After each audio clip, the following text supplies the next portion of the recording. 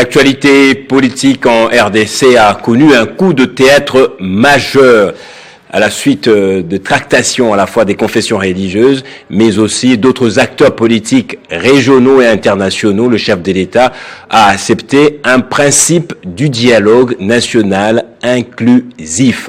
Nous allons dans cette émission réfléchir ou débattre autour de cette problématique de l'inclusivité. Qu'est-ce à dire exactement selon l'angle ou vu par quelqu'un du pouvoir ou par quelqu'un de l'opposition pour en débattre? J'ai le réel plaisir de recevoir dans ce numéro de Version Croisée Jean-Pierre Bélessi qui est du PPRD. Merci de l'honneur que vous nous faites de venir réfléchir sur ce sujet qui est important pour la nation. Merci, mon cher ami Gaïta, pour votre invitation. Je voudrais, par cette même occasion que vous me donnez en tout cas, saluer tous les téléspectateurs de ce grand magazine, mais aussi saluer mon co-débatteur que je laisse le privilège justement de présenter. Ça a toujours été pour moi un grand plaisir de participer dans cette grande émission, soit dans ce grand magazine. Une fois de plus, merci pour l'invitation. Alors, en face de vous, Jean-Pierre Bélessi, c'est Mathieu Takizala, économiste et entrepreneur, qui va certainement nous apporter son éclairage sur les répercussions systémiques de cette crise sur les tissus économiques congolais. Merci également d'être là depuis un bon bout de temps. En tout cas, vous avez émis les vœux de pouvoir débattre aussi dans Version Croisée. C'est une émission qui accueille tout le monde. Oui, vous savez, c'est le débat qui construit la nation. Hein. Oui. On dit c'est la lumière, il faut échanger, il faut débattre. Je remercie aussi Jean-Pierre Bélessi qui est en face. C'est quelqu'un où on se connaît. Les points de vue, on a toujours eu l'habitude de s'échanger. C'est vrai qu'aujourd'hui, la République démocratique du Congo a la croisée de beaucoup de choses. Je pense que le voisin de la réussite, c'est le chèque, mais nous ne devons pas tarder avec le chèque. Il faut conjuguer différemment les choses. Ah, c'est très fort, hein, la métaphore, les exemples que vous avez donnés, mais j'ai pas le temps pour les décortiquer. Alors, à vous aussi, je vous remercie, madame, messieurs, pour votre fidélité au programme de Télé 50. Version Croisée débute. Derrière les appels à la cohésion nationale face à l'agression rwandaise, il y a des zones d'ombre dans cette problématique de l'inclusivité ou du dialogue national. Est-ce un vrai dialogue sincère ou une manœuvre politique pour exclure une franche partie de la classe politique congolaise? Jean-Pierre Bélessi, je reviens à vous. Est-ce que dans ces conditions, si on doit se fonder sur les propos tenus par les uns et les autres de l'Église et des gens du pouvoir, on peut dire qu'on est parti pour un dialogue inclusif? Mon cher ami Gaïta, une fois de plus, merci pour la parole que vous m'accordez. Moi, je l'ai toujours dit, que dans une république démocratique, le dialogue doit être permanent. Dans une république démocratique... Le chef de l'État l'a dit aussi. Hein. J'en viens. Il est dit tout le temps. J'en viens. Dans une république démocratique, le dialogue, c'est une vertu. Voyez-vous? Mais dans les cas sous examen, je pense que vous l'avez d'ailleurs mentionné dans votre présentation, nous voulons ici un dialogue qui soit non seulement sincère, national et inclusif. J'insiste beaucoup sur le mot inclusivité. Parce que vous savez très bien que face à la crise que notre pays traverse, je pense qu'il est de bonne loi ici que les filles et fils du pays se mettent autour d'une table et discuter justement des causes profondes pour solutionner, soit juguler une fois pour toutes cette crise qui, je pense, que traverse notre pays. Alors, mon cher ami Gaïta, le problème ne se pose pas... Je comprends que vous êtes d'accord pour un principe du dialogue national, vous et PPRD. Justement, mais pas un dialogue, mais de Félix Tshisekedi. Qu'est-ce que ça dit encore? Parce qu'en fait, vous savez que... C'est un dialogue qui respecte les institutions en place. J'en viens. Ouais. Moi, j'aurais bien voulu d'ailleurs que ces mots-là, dialogue, soit le dialogue inclusif, soit sorti de la bouche de M. Félix Tshisekedi. Ça aurait eu un bon sens. Parce que c'est lui qui est le problème aujourd'hui. Il devrait normalement tenir un discours, parce que je l'ai toujours dit que les discours seuls ne suffisent plus dans ce pays. Il faut passer aux actes. Et surtout que dans les cas sous examen, il faudra justement qu'il y ait soit une ordonnance, soit qu'il y ait des actes qui démontrent qu'effectivement nous voulons aller dans un dialogue, mais j'évoque ici pas un dialogue Mende, M. Félix Tshisekedi. Nous voulons un dialogue qui va justement mettre autour de la table tout le monde, parce que d'ailleurs c'est ça les souhaits de nos pères des églises, hein, notamment l'église catholique et l'église protestante. Elles ont eu, sur les deux églises, à plaider depuis toujours que pour sortir de la crise que le Congo traverse aujourd'hui, il faudra que tout le monde soit sur la table. Mais je ne pense pas ici que la formule qui est déjà initiée par M. Félix Tshisekedi, c'est une manière tout simplement de vouloir écarter certains acteurs majeurs de notre pays. Voyez-vous? Parce qu'en fait, déjà, vous avez suivi M.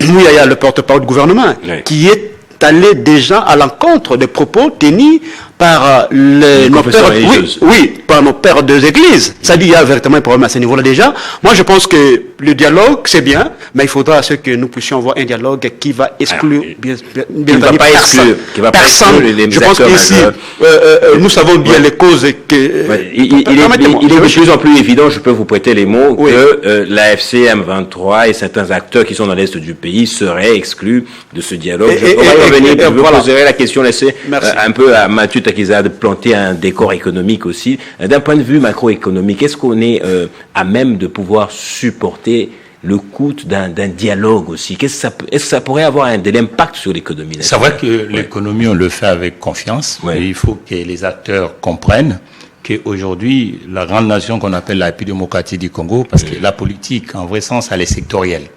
Aujourd'hui, quand vous voyez, depuis 1960, c'est uniquement nos éminentes personnalités de la politique politicienne qui essayent toujours à être dans les espaces publics en donnant des points de vue. Mais nous sommes en plein 21e siècle. Il y a beaucoup d'innovations qui s'est fait dans la plupart des nations. Il faut que quand nous rentrons pour les enjeux sociétals et politico-administratifs, nous devons tenir compte aussi des vrais acteurs. Vous savez que l'informel, la démocratie du Congo est immaîtrisable. Les 3/4 des gens ils travaillent du côté de l'informel. Ça tue même du travail en la démocratie du Congo. Quand vous voyez par exemple le problème de financement, le problème de l'épargne, ainsi de suite, je crois que nous, les acteurs du secteur économique, nous avons aussi des points à mettre sur les espaces publics.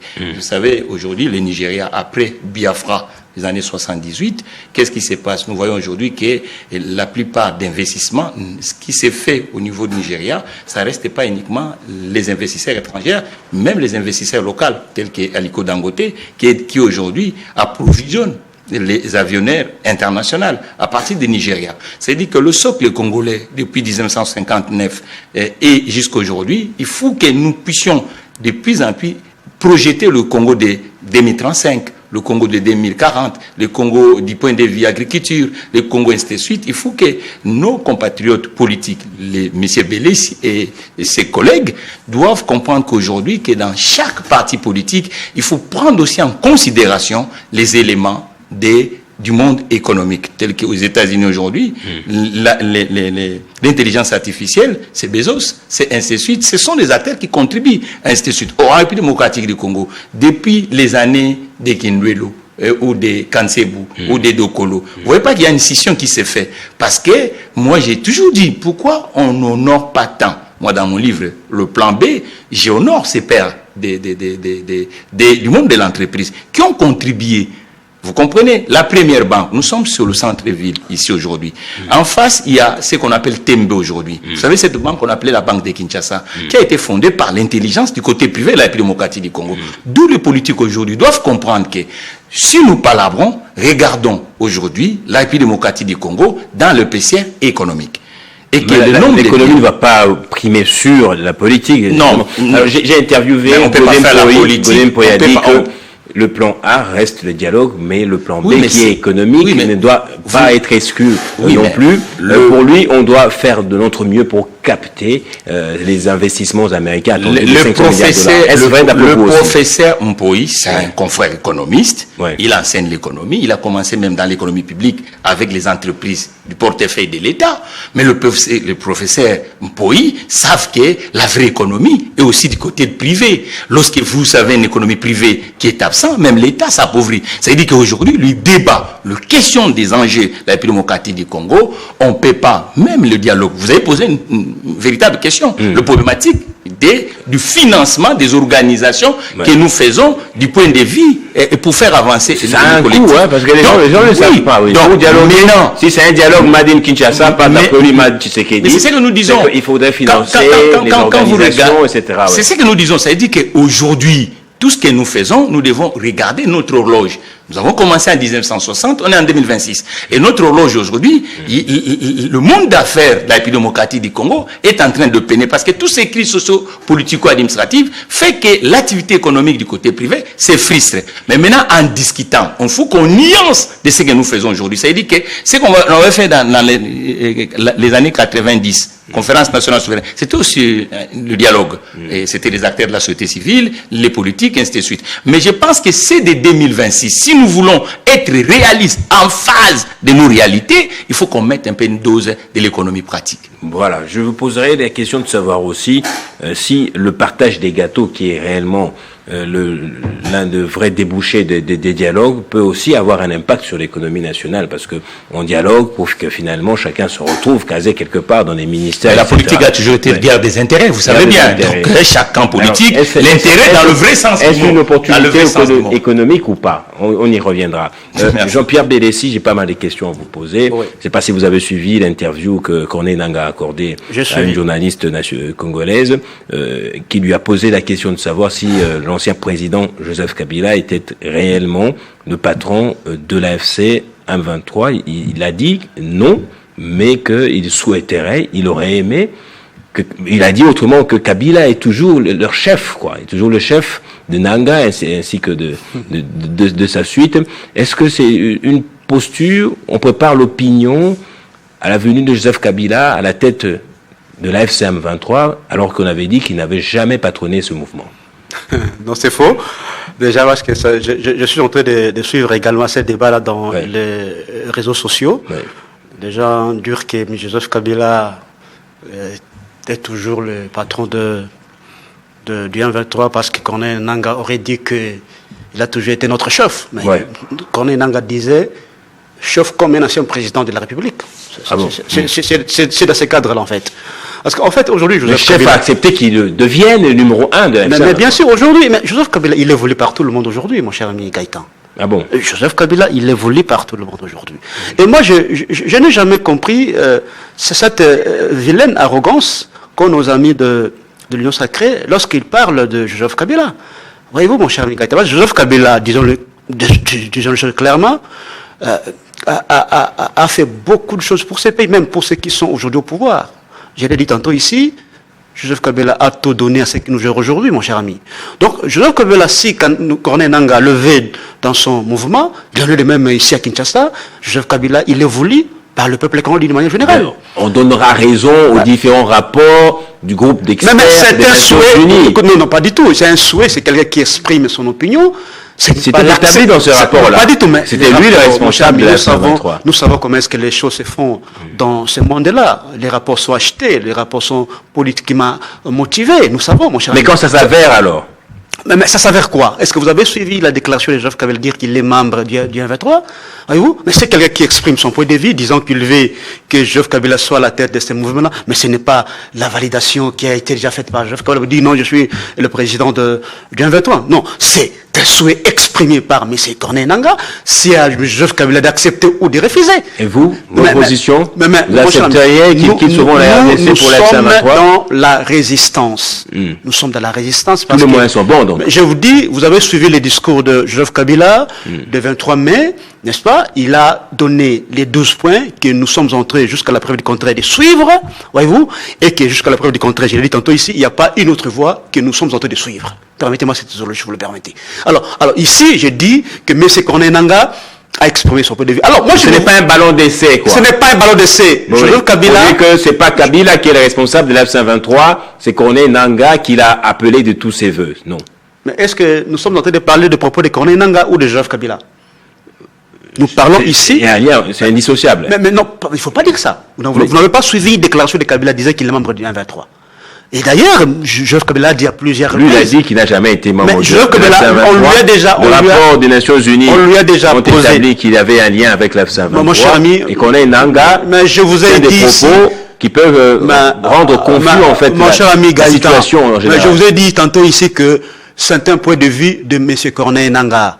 Les rapports que vous avez suivis, ce sont des rapports qui sont politiquement motivés et nous savons qu'on les a achetés. Nous les savons. Alors, je pense que je suis tenté de vous répondre. Kabila l'a déjà répondu d'ailleurs à cette question-là lorsqu'on a dit qu'il était membre du M23. La réponse de Kabila était plus qu'éloquente. Il avait dit d'ailleurs que s'il était membre du M23, la situation serait différente aujourd'hui. Et Reda Konanga l'a aussi mentionné dans son discours que s'il était là, je pense que le M23 serait déjà à Kinshasa. Voyez-vous, donc c'est un faux débat. Nous ne sommes pas dans ce mouvement. Le PPRD n'a aucun lien avec le M23. Nous ne sommes pas en connivence avec le M23. C'est vrai qu'il y a toute cette manière de vouloir saluer l'image de marque du PPRD. Il y a toute cette manière-là de vouloir saluer l'image de Joseph Kabila, comme je l'ai dit tantôt ici. Il est réclamé à corps et à cri par le peuple congolais. Alors, qu'est-ce qu'il faut faire? C'est de les saluer en disant qu'il est membre du M23, il soutient le M23, tout ceci, cela. Mais nous savons que le PPRD est de la résistance. Et je vous dis ici que jusqu'à la preuve du contraire, nous sommes en train d'obtempérer aux 12 points que notre autorité morale avait prescrits. C'est ça ce que nous sommes en train de dire. Alors, dans quelles conditions le PPRD, qui est actuellement dans la résistance, pourrait rejoindre le dialogue national inclusif? Bon, en fait, mon cher Gaëtan, le dialogue ne peut pas être un don que M. Tshisekedi offre, soit à l'opposition congolaise, soit au peuple congolais. Non, non. Le dialogue, c'est un moyen par lequel, aujourd'hui, j'allais dire, la voie par excellence. Pour résoudre quel problème? Est-ce le problème de la cohésion nationale ou le problème de la crise sécuritaire? La crise, parce que la crise sécuritaire peut être résolue autrement, diplomatiquement ou militairement. La crise congolaise, elle est multidimensionnelle. Oui. Nous avons la crise politique qui est évidente. Laquelle? Mais, mon cher ami, déjà, les élections de 2023 n'ont pas reflété la volonté du peuple congolais. Ça, c'est déjà un premier point.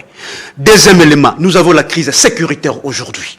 Voyez-vous, avec ce qui se passe à l'est du pays. Et troisièmement, nous avons un peuple aujourd'hui qui est divisé, soit au tribalisme créé par M. Félix Tshisekedi. C'est cela des évidences. Peut-être pour la cohésion nationale. La crise des légitimités. C'est pourquoi je vous dis. C'est sujet à débat, la crise des légitimités. C'est pourquoi je vous ai dit que la crise, elle est multidimensionnelle. Alors nous devons nous mettre autour d'une table. Je dis, il y a un vrai dialogue ici, un dialogue sincère, inclusif, pour qu'on puisse voir le voie pour faire sortir le Congo de cette crise qui est multidimensionnelle. Alors, comment vous voulez exclure, par exemple, les gens qui ont pris les armes? Comment on peut aller dans un dialogue tout en excluant ceux qui ont pris les armes? Est-ce que le fait que les gens se réunissent à Kinshasa, dans un dialogue Mendi, M. Tshisekedi, cela provoquerait la cessation de guerre à l'est du pays? Qu'est-ce que ça veut dire, Madine Tshisekedi? Ça dit, c'est un dialogue préconçu, préétabli par M. Félix Tshisekedi. Il y a des médiateurs, non? Mais il y a des médiateurs. Vous avez au moins foi à l'Église catholique. Mais moi, je ne voudrais pas que nos évêques soient floués, soient manipulés par M. Félix Tshisekedi. Vous pensez que Donatien Cholet, Doléa Mbongo peuvent être je vous ai rappelé, par Félix Tshisekedi? Mais je vous ai rappelé d'entrée de jeu ici, qu'aussitôt que le père de l'Église font la déclaration sur un dialogue inclusif, vous avez suivi Mouyaya aller à l'encontre de ces propos-là. Et ce n'est pas une manière de dire déjà que non, tout est déjà planifié par M. Tshisekedi. C'est la politique, non? Mais non, ce n'est pas de la politique. C'est un revirement de situation. Je vous dis, ils essaient d'atterrir en douceur. Je ne refuse pas, mais nous voulons ici pas que nos évêques soient instrumentalisés par M. Félix Tshisekedi. Parce que nous savons que les actes parlent beaucoup plus les discours. Alors, nous voulons avoir des actes palpables. Ouais. Créant justement cette inclusion. Parce que alors, j'ai une question, je poserai à vous. Comment on va aller dans un dialogue alors qu'on a arrêté Chadari, qui est aujourd'hui, nous ne sommes pas là où il se trouve d'ailleurs, on a arrêté Obin Minakou et tous les autres cadres du PPRD. Bon, il y a mon ami également, Nathanaël Onokomba, voilà, Nathanaël Onokomba et tous les autres. Je le salue là où il se trouve. Il faut d'abord commencer par décrisper par le climat politique. Ne fût-ce que par ces actes-là, on peut dire aujourd'hui que non, oui, il y a des bonnes intentions pour aller dans un dialogue. Moi, mais alors que non, le climat politique, il est malsain, alors comment vous allez aller dans un dialogue qui ne rassure pratiquement personne jusqu'à la preuve du contraire, mon cher ami Gaëtan. Donc, je pense que nos évêques, nos pères de l'Église doivent être beaucoup plus prudents envers M. Tshisekedi, parce que nous savons comment est-ce que M. Tshisekedi est en train de vouloir même manipuler certains camarades, certains membres de l'opposition. Je ne citerai pas les noms des personnes ici, mais seulement nous devons être prudents là au-dessus pour ne pas jeter le flanc à M. Tshisekedi qui veut aller dans un dialogue à sens cynique. Alors, quand on veut dialoguer, Mathieu Takizala, il faut faire des concessions. Des concessions, c'est dans les exigences posture, mais même dans les prises des positions, des paroles, mais je voulais dire justement, que conseillerez-vous justement aux différentes parties, notamment ceux de l'opposition et ceux du pouvoir, pour qu'un dialogue réel et sincère ait lieu? Vous avez raison, ça tombe bien que parmi les représentants, M. Bellissi est en face de moi. Ils doivent regarder beaucoup plus l'horloge. Parce qu'on dirait, les politiques qu'ils sont, pensent que l'horloge est fait uniquement pour les Congolais. Hein, c'est ça le vrai problème. Je pense qu'aujourd'hui, la République démocratique du Congo, du point de vue international, a des institutions qui sont en place. Ces institutions, est-ce qu'il y a une crise de légitimité d'après vous? Vous avez le sentiment qu'on est en phase d'une crise de légitimité plutôt? Ces institutions, en commençant par les institutions politiques, administratives, judiciaires, ça existe. Et au niveau de l'État, nous avons un État qui est géré par M. Tshisekedi, le président de la République. Logiquement, lorsqu'il y a des frustrations, par exemple, venant dans la partie socio-économique, politico-administrative, dans tous les États où la démocratie que M. Bellissi prêche, qui convoque ou qui concite, qui appelle les autres, c'est celui qui incarne la République, qu'on appelle le président de la République. Logiquement, on avait vu par exemple la crise sociale en France. Il refuse, il dit c'est faux. Il sait que c'est comme ça. Mais c'est ce qui est le problème déjà dans cette crise. Mon cher, non, mais on a dit que vous êtes légaliste. Attendez, je ne refuse pas. Attendez, moi je veux alors. Non, je vous aider en disant que M. Tshisekedi conçut déjà les problèmes dans cette crise. Vous allez nuancer. Ça veut dire le problème, c'est légaliste. Il n'y a pas de souci, mais il y a les problèmes dans cette crise. Lorsqu'il y a eu des crises sociaux en France, avec le mouvement syndical, par exemple, les Gilets jaunes, qu'est-ce qui s'est passé? Les gens se sont exprimés comme... Mais ça, c'est une crise sociale, oui, c'est pas politique. Oui, mais crise sociale, d'abord la politique est sectorielle. La crise sociale, ça peut être que là, politiquement, vous n'avez pas... Quand les médecins ici font des grèves, il y a même un jeune qui est décédé. Oui, mais la politique... C'est aux institutions de pouvoir résoudre cette crise directement. Non, mais écoutez, la politique est sectorielle, ça veut dire, je donne l'exemple patent, par exemple, de la France, lorsqu'on a vu que la frustration du mouvement syndical autour des revenus des gens, tout ça, ainsi de suite, qui bloquait des ronds-points, qui bloquait l'activité, la calmie dans le pays, au finish, qu'est-ce qui commence à se débloquer? On a vu que c'est lui qui a incarné la République par la personne du président Emmanuel Macron. Il fallait convoquer et écouter les autres. Donc aujourd'hui, en tant que républicain, M. Bellissi ne va pas refuser que si le président de la République, M. Tshisekedi, dit voilà, vous êtes des adversaires, vous n'êtes pas des ennemis. Vous comprenez? Donc c'est peut-être des approches qui changent. Peut-être c'est des approches qui changent, mais aujourd'hui, les palais de la République sont pour vous, aussi pour M. Tshisekedi. Si aujourd'hui M. Tshisekedi vous convoque en disant venez vous de la partie du côté de M. Bellissi, et qu'on discute, ne voit pas le mal, pourquoi vous trouvez celui qui incarne le pouvoir politique que vous cherchez et que vous trouvez comme si que non, il faut que vous devez rester républicain et au cœur de la République. Prenons par exemple aujourd'hui Kinshasa. On a vu que les premières assises pour aller dans le sens de M. Bellissi, et je vais nuancer comme un économiste que nous, il ne faut pas qu'on perde le temps. Et on a commencé avec Luanda. Vous comprenez? Qui était... Vous parlez de quel temps d'abord? Vous parlez de quel temps? Le temps que nous avons aujourd'hui, le temps de cette crise que M. Bellissi est en train de mettre sur ce plateau d'une chaîne prestigieuse francophone d'Afrique. C'est-à-dire qu'on a commencé avec Luanda. Luanda qui était comme les gens qui sont arrivés là-bas. On a vu que les amis qui sont de Goma étaient invités à Luanda. Et après Luanda, on a vu quoi? On a vu Doha. Les gens étaient à Doha. Donc, les représentants du régime à Kinshasa, y compris CD. Et on a vu encore les acteurs régionaux, représentés par exemple par le président Kagame aux États-Unis. Vous êtes d'accord avec moi? Et aujourd'hui, à Kinshasa, il y a la plupart des collègues de M. Bellissi qui se sont exprimés ici. Alors, celui qui dirige la nation dit, voilà, qu'est-ce qu'on fait? Mettons cette table à palabre, qu'on essaie un peu de discuter, pour qu'on fasse avancer la nation. Aujourd'hui, il ne faut pas que vous campez, M. Bellissi, dans vos positions. Il faut que vous puissiez faire des concessions, comme le journaliste est en train de parler dans ces plateaux. Si vous restez chacun dans son coin, nous faisons 59. Vous comprenez? Il faut qu'on évolue. Il faut reconnaître aussi, parce que ce que vous êtes en train de chercher aujourd'hui, récupérer par exemple le pouvoir, il faut que vous reconnaissiez aussi que Kinshasa, aujourd'hui, il n'y a pas un poteau vide. C'est-à-dire qu'il y a un régime qui est installé et vous devez aussi le mettre dans l'assiette de celui qui incarne le pouvoir politique de la République démocratique du Congo. Mais si à chaque fois doute la légitimité de ce pouvoir. Non. au niveau international, M. Belessi, c'est un juriste. Oui. Et politicien, il faut dire aussi. Oui, il est de pro. Ça tombe bien parce que c'est quelqu'un qui connaît les règles, comment ça fonctionne. Lorsque vous avez un régime qui est reconnu mondialement, on va plus revenir dans ça.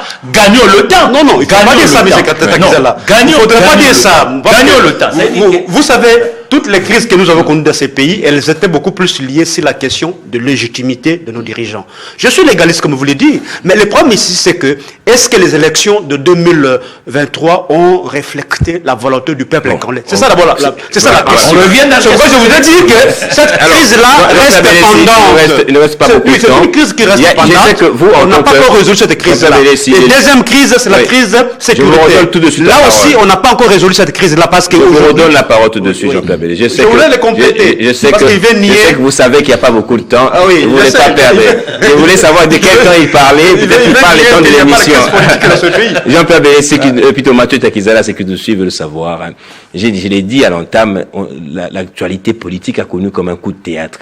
Ex-abrupte comme ça, les chefs de l'État acceptent le principe d'un dialogue. Pourtant, il semblait esquiver le dialogue. Qu'est-ce qui a changé, vous qui connaissez vraiment un peu les méandres de certaines réflexions, des conciliabules qui se font. Qu'est-ce qui a changé pour que Tshisekedi accepte un dialogue maintenant? Mais est-ce une pression? Si oui, laquelle?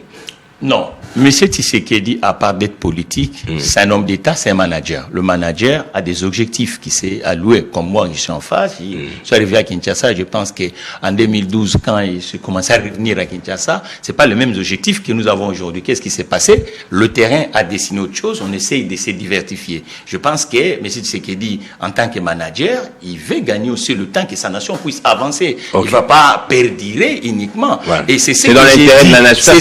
C'est ce que j'ai dit. Oui. Ah, M. Belessi. En fait, nous avons toujours plaidé. Vous n'avez même pas besoin des questions à part. Bien sûr, je voulais savoir, Jean-Pierre Belessi. La C64 a dit qu'elle accepte le dialogue si et seulement si on écarte le projet de révision constitutionnelle. Exact. En quoi est-ce que c'est un sujet qui frustre, qui crée des frictions? Mais, mon cher ami, déjà, avant de répondre correctement à votre question, ce qui est vrai aujourd'hui, c'est que M. Tshisekedi a cédé à la pression.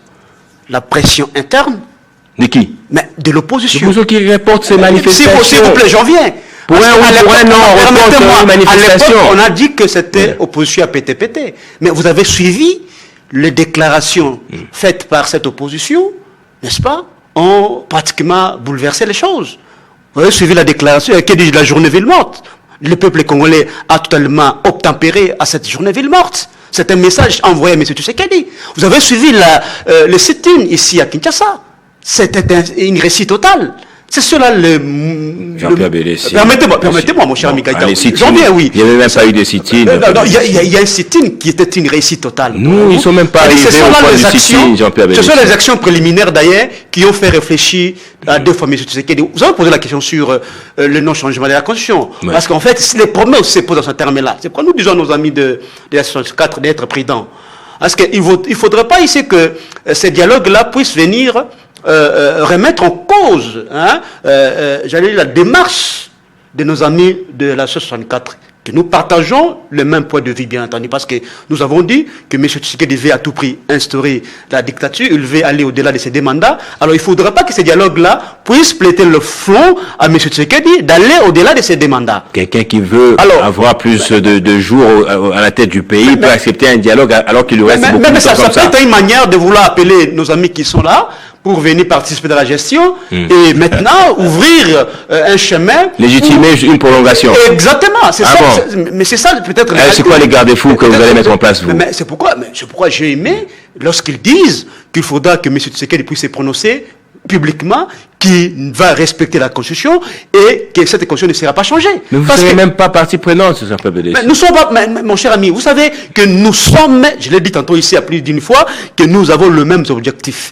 Et nous, le PPRD, nous avons nos 12 points que nous sommes en train de tempérer. Je l'ai dit tantôt ici dans cette émission. Voyez-vous, c'est-à-dire, le premier d'abord, il faut commencer par éviter, soit écraser la dictature dans notre pays. C'est ça le plus grand problème. On peut organiser le dialogue, mais pas dans la dictature. Voyez-vous, c'est pourquoi nous disons que les 12 points que notre autorité morale avait prescrits, nous continuons à les maintenir. Voyez-vous. Et ce qui est vrai, c'est que lorsque vous regardez les 12 points, alors vous allez retrouver aussi que nos amis de la C64 sont d'avis sur un certain nombre de points. C'est quoi nous disons ici que nous partageons avec eux les mêmes objectifs, notamment arrêter un troisième mandat, soit empêcher à M. Tshisekedi d'aller vers un troisième mandat, empêcher à M. Tshisekedi de briguer un troisième mandat, empêcher à M. Tshisekedi d'instaurer la dictature. Parce que dans les premiers points de notre autorité morale des 12 points, il a dit ça. Il a parlé de la tyrannie. Exactement. Bannir, soit arrêter la tyrannie, soit la dictature. Alors, lorsque nous trouvons sur le même point de vue, alors, je ne vois pas les problèmes là-dessus. Mais cela n'exclut pas que nous puissions aussi, de l'autre côté, agir sur le terrain.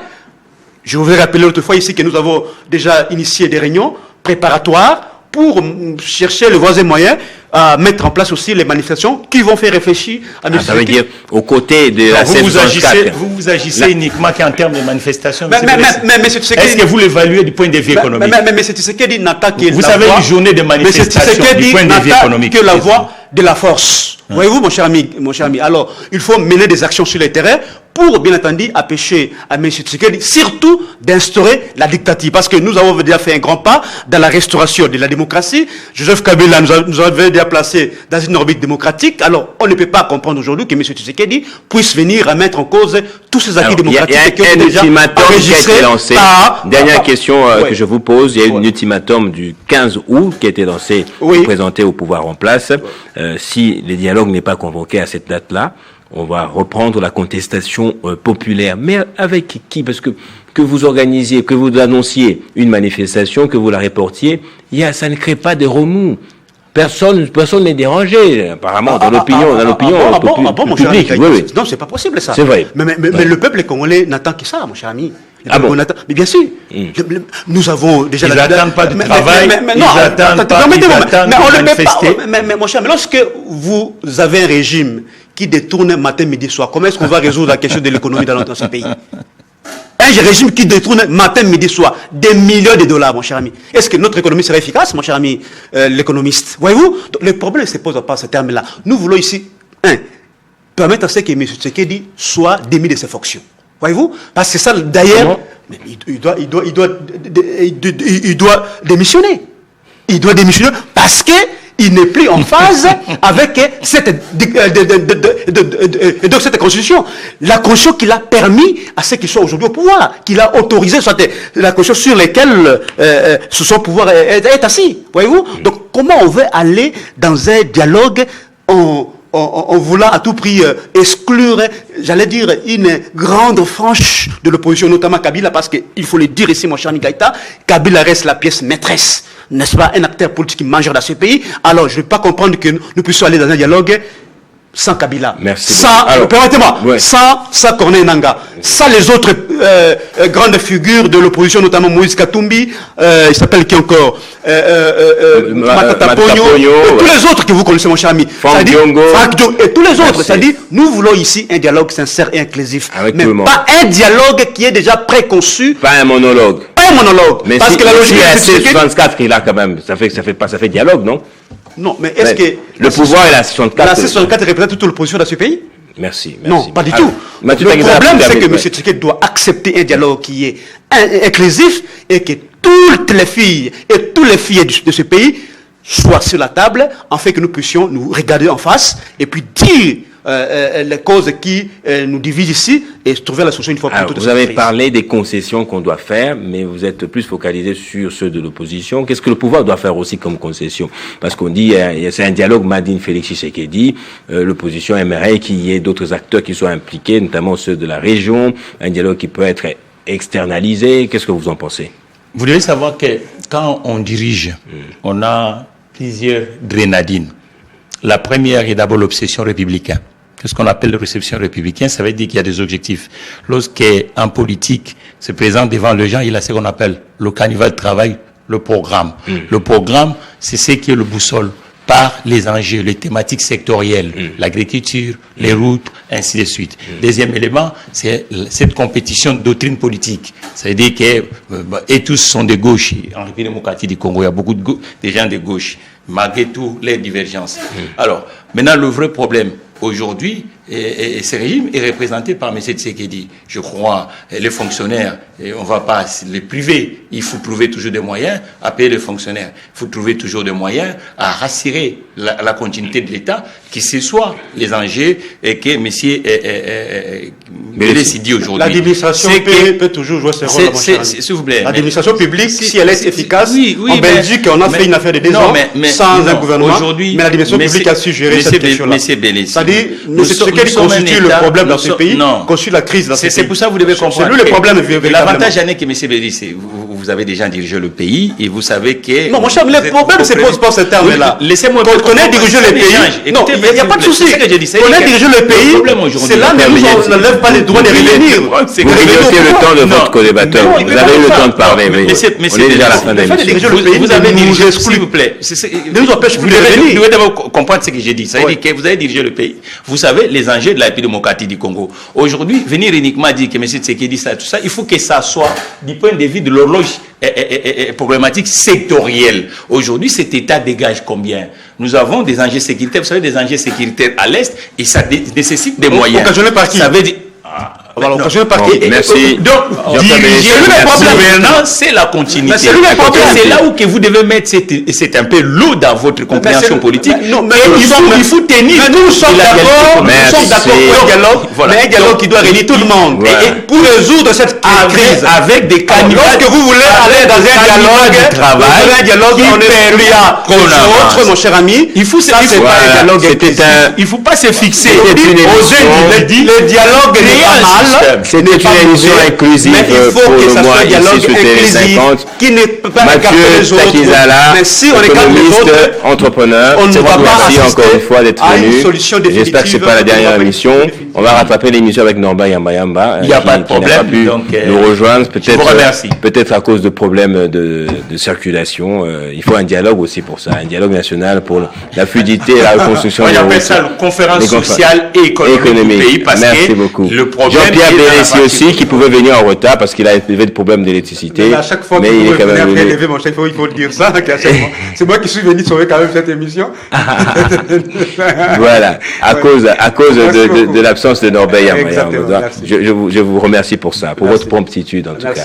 Voilà. Merci à vous aussi, madame, monsieur, pour votre attention. Cette émission, je la dédie à 2 personnes particulièrement, celle que j'appelle affectueusement maman, qu'on appelle Marie-Thérèse Fifi Masuka Saini depuis le Lolaba, qui aime et suit particulièrement ce que Télé 50 offre comme programme et surtout comme accompagnement dans les différentes réalisations dans la province du Lualaba, mais aussi au pasteur et président ancien président, je vais dire, de l'Assemblée provinciale de Kinshasa, Godé Mpoye.